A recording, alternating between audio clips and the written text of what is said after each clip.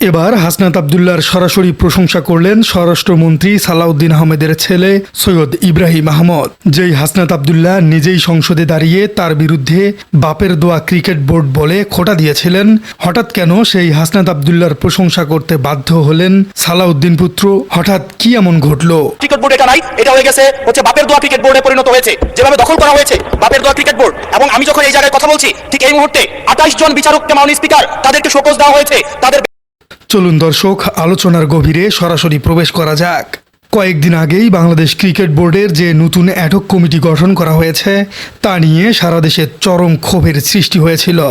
কারণ এই কমিটিতে সরাসরি জায়গা করে নিয়েছিলেন বর্তমান স্বরাষ্ট্রমন্ত্রী সালাউদ্দিন আহমেদের ছেলে সৈয়দ ইব্রাহিম আহমেদ, অর্থমন্ত্রীর ছেলে এবং খোদ প্রধানমন্ত্রীর রাজনৈতিক উপদেষ্টার ছেলে। সাধারণ মানুষ এই নগ্ন স্বজনপ্রীতি দেখে ভেতরে ভেতরে ফুঁসছিল।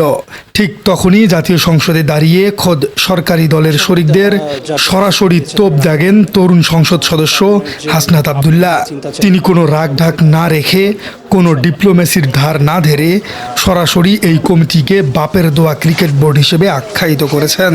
তিনি চোখে আঙ্গুল দিয়ে দেখিয়ে দিয়েছেন যে এই কমিটিতে যারা বসেছেন তাদের নিজেদের কোনো ক্রীড়া ব্যাকগ্রাউন্ড নেই। বাবার মন্ত্রিত্ব আর রাজনৈতিক দাপটই তাদের একমাত্র যোগ্যতা।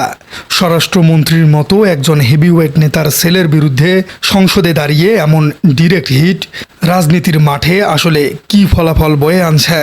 বাংলাদেশের চিরাচরিত রাজনৈতিক সংস্কৃতিতে আমরা আসলে কি দেখতে অভ্যস্ত? একজন ক্ষমতাধর মন্ত্রীর ছেলেকে যখন পুরো জাতির সামনে বাপের দোয়া বলে চরম কটাক্ষ করা হয়, তখন স্বাভাবিকভাবেই রাজনৈতিক প্রতিহিংসার আগুন জ্বলে ওঠার কথা। সবাই ধারণা করছিল সালাউদ্দিন পুত্র হয়তো তার বাবার ক্ষমতার প্রভাব খাটিয়ে হাসনাতকে চরম শিক্ষা দেওয়ার চেষ্টা করবেন। কিন্তু সমস্ত জল্পনা কল্পনা এবং রাজনৈতিক উত্তেজনার জল ঢেলে দিয়ে গণমাধ্যমের সামনে এলেন সৈয়দ ইব্রাহিম আহমেদ। তার চোখে মুখে কোনো ক্রোধ নেই, কণ্ঠে কোনো রাজনৈতিক অহংকার নেই। উল্টো তিনি যা বললেন তা রীতিমতো চমকে দেওয়ার মতো। তিনি হাসি মুখে সাংবাদিকদের বলেছেন, হাসনাত এমনই, কোথাও তার কোনো অনিয়ম হয়েছে বলে মনে হলেই সে ভোকাল হয়, সে অত্যন্ত প্রতিবাদী। শুধু তাই নয়, হাসনাতের প্রতি নিজের গভীর স্নেহের কথা অকপটে স্বীকার করে তিনি আলো বলেছেন, উনি সবসময় যে কোনো বিষয় কিন্তু ভোকাল। এটা একটা খুব ভালো গুণ। যখনই কোথাও কোনো অন্যায় হয় বা তার মনে হয় এটা ঠিক হচ্ছে না, তিনি একাই এর প্রতিবাদ করেন। অনেকেই ইব্রাহিম আহমেদের এই বক্তব্যকে তার রাজনৈতিক মাহাত্ম্য বা উদারতা হিসেবে দেখছেন। হ্যাঁ, অবশ্যই এটি একটি ভালো গুণ, কিন্তু রাজনীতির অন্দরমহলের হিসাবটা কিন্তু একটু ভিন্ন। ইব্রাহিম আহমেদ খুব ভালো করেই জানেন হাসনাত আবদুল্লাহ কোনো সাধারণ নেতা নন। তিনি জুলাই গণ অভ্যুত্থানের স্পিরিট থেকে উঠে আসা এক তরুণ প্রজন্মের আইকন। হাসনাত যখন বিসিবির স্বজনপ্রীতি নিয়ে কথা বলেছেন, তখন তিনি আসলে দেশের কোটি কোটি ক্রিকেট প্রেমীর মনের ক্ষোভটাই সংসদে উগরে দিয়েছেন। এখন ইব্রাহিম আহমেদ যদি হাসনাতকে পাল্টা আক্রমণ করতেন, তবে কি ঘটত? পুরো দেশের তরুণ সমাজ এবং সাধারণ মানুষ হাসনাতের পক্ষে দাঁড়াতো এবং ইব্রাহিম আহমেদ এবং তার বাবার সরকারের বিরুদ্ধে প্রবল জনরোষের তৈরি হতো। হাসনাতকে আক্রমণ করতে গেলে উল্টো নিজের পায়েই কাটা লাগতো বেশি। তাই অত্যন্ত ধূর্ত এবং স্মার্ট রাজনৈতিক চাল হিসেবে ইব্রাহিম আহমেদ সংঘাতের পথে না হেঁটে প্রশংসার পথ বেছে নিয়েছেন। হাসনাতকে ভোকাল এবং প্রতিবাদী বলে প্রশংসা করে তিনি মূলত পুরো বিতর্কটিকে ব্যক্তিগত আক্রমণ থেকে সরিয়ে নিয়ে একটি ইতিবাচক মোড়কে ঢেকে দেওয়ার চেষ্টা করলেন। এটি ড্যামেজ কন্ট্রোলের একটি মাস্টার ক্লাস। প্রতিপক্ষকে আক্রমণ না করে তার প্রশংসা করে তাকে কোণঠাসা করার এই কৌশল প্রমাণ করেছে সালাউদ্দিন পুত্র হয়তোবা রাজনীতিটা একটু ভালো করেই বুঝছেন। কিন্তু বিসিবিতে তিনি যে স্বজনপ্রীতি করে তার পথটি বাগিয়ে নিয়েছেন, এটি আর নতুন করে বলার অপেক্ষা রাখে না। ইব্রাহিম আহমেদের এই প্রশংসা নিছক কোনো কৌশল হোক অথবা উদারতা, এর পেছনে সবচেয়ে বড় ক্রেডিট কিন্তু হাসনাত আবদুল্লাহর নিজের। ব্যক্তি হাসনাত নিজেকে এমন এক অনন্য এবং অপ্রতিরোধ্য উচ্চতায় নিয়ে গেছেন, যাদের বিরুদ্ধে তিনি সরাসরি অভিযোগ আনেন তারাও তার সততার কাছে মাথা নত করতে বাধ্য হচ্ছেন। কেন হাসনাতের কথার এত ধার? কারণ হাসনাত আবদুল্লাহ কোনো পদ পদবীর লোভে রাজনীতি করছেন না। বিসিবিতে তিনি নিজের কোনো লোককে বসানোর জন্য তদবির করেননি। তার রাজনীতি হলো সত্যের রাজনীতি, অন্যায়ের বিরুদ্ধে আপোষহীন সংগ্রামের একটি রাজনীতি। যখন একজন নেতার গায়ে দুর্নীতির কোনো কালিমা থাকে না, তখন তার কোনো পিছুটান থাকে না। তখন তার ছুঁড়ে দেওয়া তীর প্রতিপক্ষের বর্মে সবচেয়ে জোরে আঘাত হানে। ইব্রাহিম আহমেদ খুব ভালো করেই জানেন হাসনাত আবদুল্লাহ যা বলেছেন তা শতভাগ সত্য। বাপের দোয়া ছাড়া তাদের এই কমিটিতে আসার কোনো যৌক্তিক কারণ নেই। আর সত্যের মুখোমুখি দাঁড়িয়ে যখন প্রতিবাদ করার কোনো নৈতিক ভিত্তি থাকে না, তখন প্রতিপক্ষের প্রশংসা করা ছাড়া আর কোনো উপায়ও থাকে না। হাসনাতের এই ক্লিন ইমেজ এবং অকুতোভয় চরিত্রই তাকে আজ এমন এক জায়গায় দাঁড় করিয়ে দিয়েছে যেখানে ক্ষমতার দম্ভ তার সামনে এসে চরম নরম সুরে কথা বলতে বাধ্য হয়।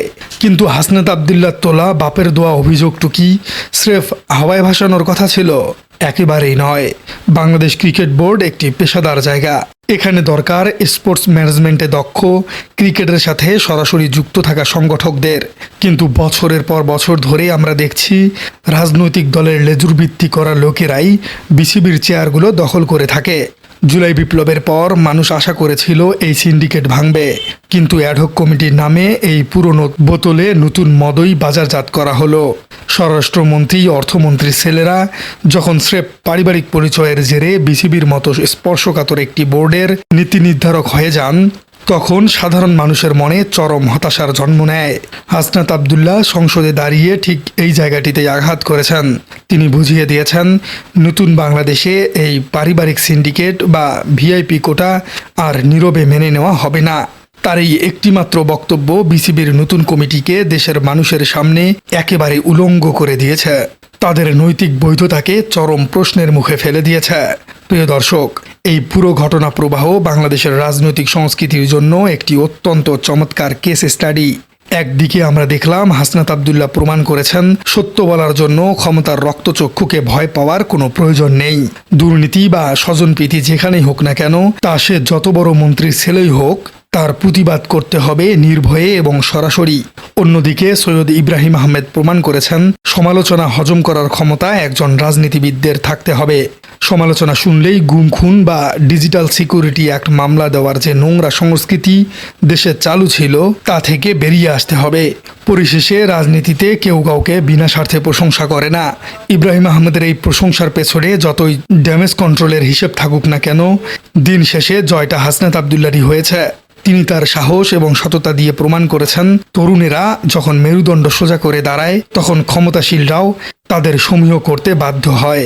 নতুন বাংলাদেশ এভাবেই তার নিজস্ব গতিতে, নিজস্ব নিয়মে সামনের দিকে এগিয়ে যাবে। প্রিয় দর্শক, আপনার কি মনে হয় সালাউদ্দিন পুত্রের হঠাৎ করে হাসনাত আবদুল্লাহর এই প্রশংসা করার কারণ হিসেবে আপনি কি মনে করছেন? কমেন্টে জানিয়ে দিন আপনার গুরুত্বপূর্ণ মতামত। আর আমাদের চ্যানেলে নতুন হয়ে থাকলে চ্যানেলটি সাবস্ক্রাইব করার অনুরোধ থাকলো। দেখা হচ্ছে পরবর্তী কোনো ভিডিওতে।